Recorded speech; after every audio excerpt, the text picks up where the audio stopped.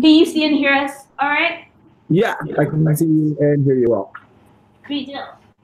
So first, I don't know if you can see me because I was behind the screen. It's been between you two. Can you see me now? Yeah, I can see you. Hey. Cool. So first, thank you for joining us for our class. This is the Design as a Catalyst for Change class here at Sam Fox. And our students are really excited to converse with you. I'm super pumped for them to just hear from you. And so I thought that it could be great to first have you just introduce yourself, share a little bit about your journey, especially with starting the St. Louis metro market and then transitioning over to the link market. And then we'll open it up with questions for conversation. Does that work? Yeah, that works for me. Big deal. So my name is Jeremy. I was born and raised in Houston, moved to St. Louis back in 2011 to start medical school at SLU. I got a bachelor's in political science from Baylor. That was important because it gave me a broader perspective by which to understand the world at large and also medicine, because medicine is increasingly political and I wanted to understand it from every context. And it was in a senior level political science class on government politics of South America that I got a special guest lecturer come in, sort of like today. And he was talking about the work that his father did as a teacher at the School of the Americas, which was a little bit controversial.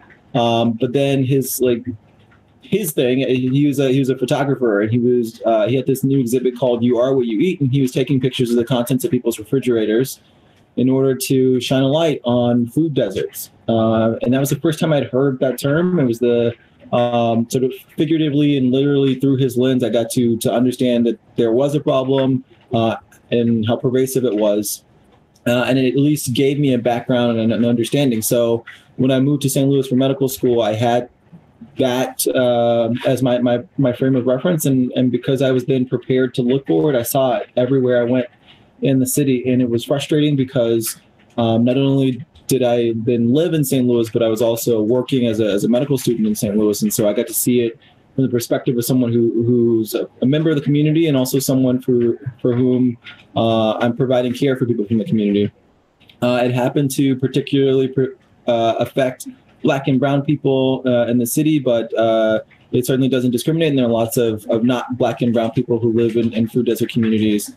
So for lots of reasons, I started thinking intently about what I could possibly do. And then for selfish reasons, I started a mobile farmers market. I got a bus and turned it into a grocery store with the help of two colleagues, and committed to bringing into communities and selling healthy, affordable food to everyone.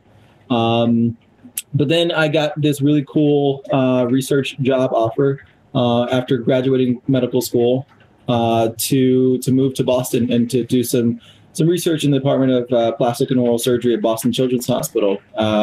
I was becoming a physician because I wanted to become a pediatric plastic surgeon, and this was a fundamental great next step for me. So now I live and work in Boston. I left the Metro Market company, but then some of the strong ties that I built with Metro and with the city continued, and Metro reached out to me to say that an idea that they and I had sort of formed together, they pursued further. They got grant funding from Missouri Foundation for Health, and together we were able to take shipping containers and turn them into grocery stores. And now I get to manage them. I'm actually sitting inside one of them right now. So that gives you a sense of the ambiance. And just as a forewarning, like we are like at a grocery store selling this right now. So you might hear customers and the cash register go, or at least hopefully you do. Yeah, I'm at work right now. And then probably an hour or so, I'm going to get on the Metrolink and then go to the airport. Hey, customer, how's it going? He won't make move. Give me 1 second. Oh, sorry. Sorry, that's a customer at the window. Okay. And then I'll hop on a train and head back to Boston to get back to my other job. Sorry, that was a long-winded explanation. Yes. I got water, but it's not warm. Can you guys hear me? Yes. Okay. Wiggle water right here. Jeremy, Yeah. You see that? Can you show us a little bit more of the space that you're in? I got a couple of drugs. Show you more or tell you more? To the bathroom. Like, could you lift your laptop and like tilt it to show more? Tilted. Because you know how they lock these kids. I got Sorry, one sec. Did you want to see more or did you want to hear more about the market? You're good. I think they're having technical difficulties. Hey, sorry, D, what was that question? Yeah, like could you turn your camera and show a little bit more of where you are and what's in the space? Yeah, so maybe you can see this. You're inside the market. Most of the time we have fruits, vegetables, meat, dairy, staple goods on the outside in full display. But as you probably all witnessed, it is really cold outside and it's less than ideal for fruits and vegetables. So everything's inside. So it's and there's a register. That's what that looks like. There's some bananas and you can see we are at the North Hanley Metrolink station. There's a bus. It is frigidly cold, so all of our food is inside today, slash most of this week. But as the weather gets better, we start to display on things on the outside. Awesome. Do any of you all have any questions for Jeremy? I noticed that you mentioned that your decision to start Metrolink was selfish, and I was wondering why you characterized it that way. Oh, I was really frustrated at what I was seeing, and I got tired of people telling me like, oh, well, if you don't like it, you should do something about it, or what they meant was something reasonable, like volunteer at St. Louis Area Food Bank or Operation Food Search, or start a canned food drive or something. For selfish reasons, I was like, that doesn't make any sense. I've got this passion that I don't think I can allay with just volunteerism. I think there's something bigger in my mind, and I've got this sort of creative streak, and I want to be able to help to the extent that I could help. I had no business background. I was working on an MD, not an MBA. My parents own rental homes, but otherwise are not entrepreneurs. And so it was a little bit of me trying to allay my own frustrations at seeing what I was seeing. And so that's why I describe it as something of a sort of a selfish pursuit, because I wanted to help people, and I wanted to do it in the way that I wanted to do it, how I wanted to do it. That doesn't mean that I didn't consult the community and ask them, will this work? That was the second thing I did after thinking about the idea intently. But truly, it was me wanting to sort of defy what I was supposed to be doing and do something that I thought I ought to be doing. And it was also selfish because my parents are helping me get through medical school. And what I didn't mention is that in order to make this work, I'd gotten Metro to give me a bus for free, and then had to convert it into a grocery store. And I was doing that nights and weekends with the fabricator and the designers. But you can't have business meetings during nights and weekends, and you can't do business negotiations and give all these presentations and these pitches to donors on nights and weekends after studying for classes. So I took a year off between third and fourth year of medical school to make it work. That also was sort of selfishness on my part, because my parents, my family were investing in me becoming a doctor. And good morning. I said, no, I think this is just as important. And so I negotiated with my mom and dad and got them to let me take a year off of medical school to pursue this passion for of mine.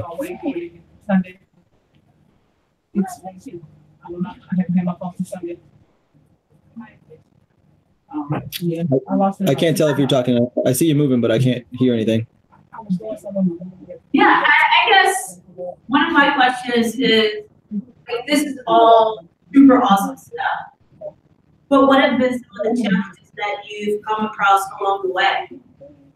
There are many of them. One of the earlier ones, and I think Dee, you and I talked last night, I alluded to this, is that I had this unique vision and I wanted to pursue it. And you were one of the first people I told about it. Dee and I used to go to the same church together, and said, "Hey, I've got this dream, and it involves bringing good food to deserving people, and involves using a bus." And she was the first to remark, "Well, that's cool, but I know someone else who's planning the same thing, and I think you two should meet." And she ended up introducing me to two people who would become my co-founders of the Metro Market. We had a similar idea, but there were some major differences. I wanted it to be a bus. In my head, that's the only thing that made sense.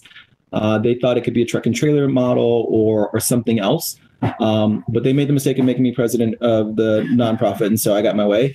And so I was pursuing it. It was going to be a bus until proven otherwise. And when we came together, we weren't friends. We got closer in the experience of starting a company together, but not having friendship as a foundation to do this work proved to be challenging throughout the process, especially when we had differences. We didn't have a friendship to fall back on. We only knew each other in the context of starting the company.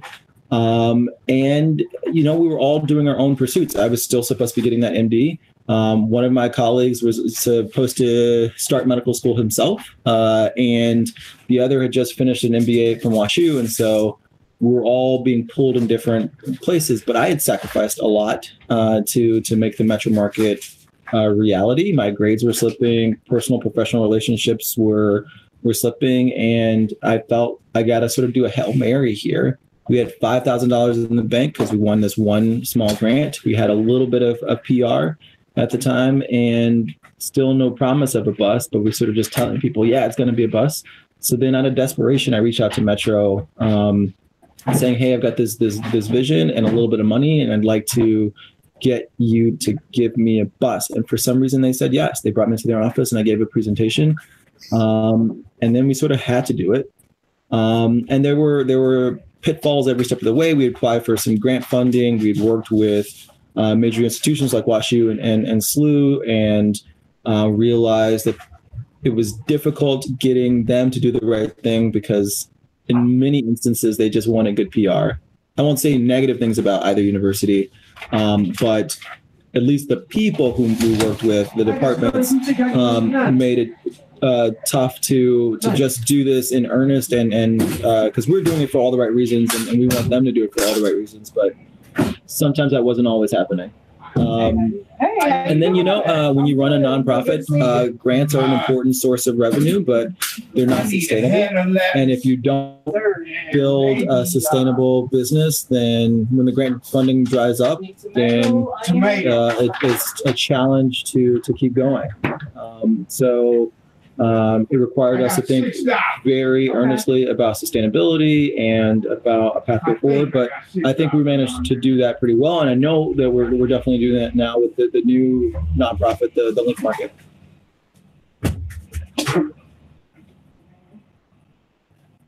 Can you talk more about the Link Market? Yeah, so the idea came together in late 2016. I was talking with Metro about some of the shortcomings I felt about the Metro Market approach that I crafted, where we work with communities to get an invitation to come in with the bus in the first place, and then help identify what part of the community to strategically locate the bus to maximize opportunities for people to get to us. And but honestly, the people who were shopping with us, the number of people who were shopping with us was just not reflective of the scope and scale of the problem. Meaning, we just didn't have a lot of people shopping with us Saturday mornings. So I said, Metro, wouldn't it be potentially more impactful if we took the bus as it is and brought it to some of your busiest MetroLink locations in hard-hit areas? And they said, yeah, I think that's a great idea. And in fact, we're trying to work on retail space at a MetroLink location. And so maybe there's a lot of synergy that can happen. And so we thought intently about what was possible. And we thought, similar to what we'd done with the Metro Market, taking something and repurposing it, taking a bus and turning it into a grocery store, we could take something like a shipping container and turn it into a store. Clearly, it had been done before several times over. and we thought we could take a stab at it. But I built a lot of momentum with Metro to make this happen, and then for lots of reasons decided maybe it made more sense for me to step away from the Metro market and to focus on research. And I've been doing that for a couple of months, but then Metro was persistent, and I forgot they had my cell phone number, and they started texting me to say, hey, so that idea that we were pursuing together, we got grant funding from Missouri Foundation for Health, and we got to do this thing now. But no one at Metro knows how to run a grocery store. Hello?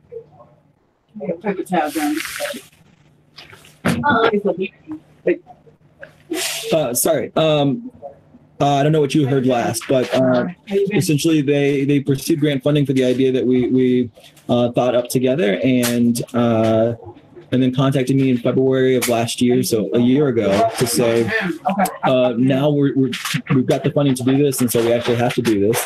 But no one at Metro knows how to run a grocery store, and you do. So could you step in and take this over? And I said yes. Maybe foolishly, we'll see. But I said yes because I think this work continues to be important, and there's a lot of amazing work still left to be done. Sorry, as a customer just recognized me. A lot of important work still left to be done, and I don't feel like my work in St. Louis is over yet. So we started the Link Market. There are a set of modular grocery stores. One is located here at the North Hanley Metrolink station. The other is at the Wellston Metrolink station. And they're both serving food desert communities. So communities where there are no grocery stores, no healthy options for at least a mile or better. In fact, the only food that people in this location had to look forward to is the BP gas station up the street, which honestly offers more unhealthy items. That's Jacinda. Sorry, hey. Sorry, Jacinda's the manager for the Link Market, and she's reiterating what I'm making, the statements I'm making that unfortunately there just aren't any good healthy options here. Sorry for that long rambly explanation of what the Link Market is.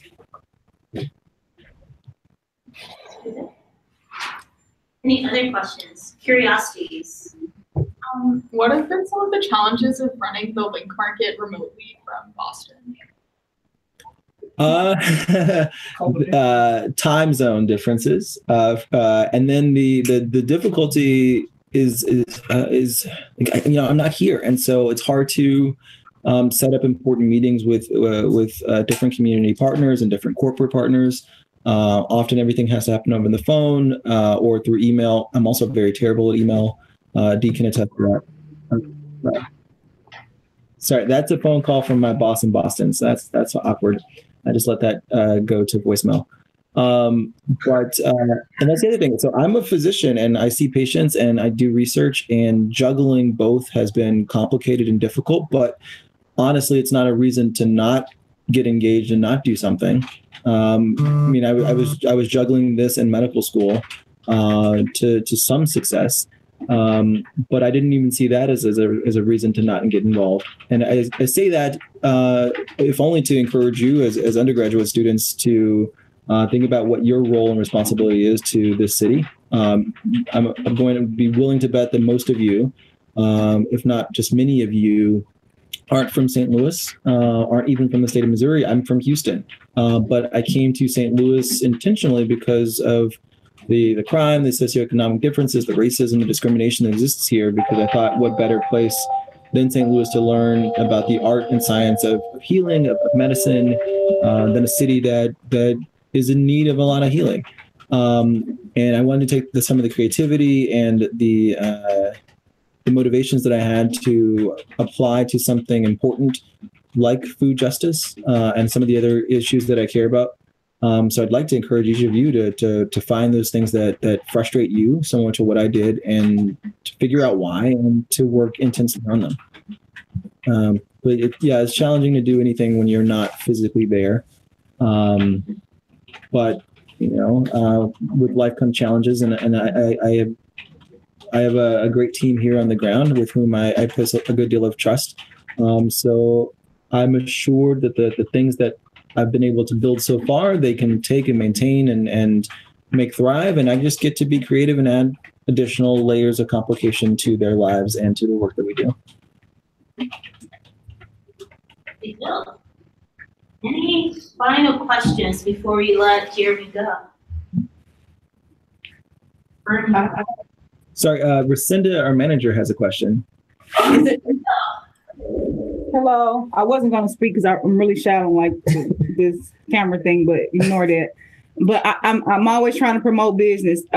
Would you guys ever want to take a field trip out or ever come out and support the Link Market and shop with us, or put us in touch with us, the Dean of Student Affairs? And because you already shop, I think, at the Snooks on Olive, and it's a metro bus that takes the students from WashU to shop there. And just if we could redirect some of those energies into the supporting the Link Market. That's the only thing I have.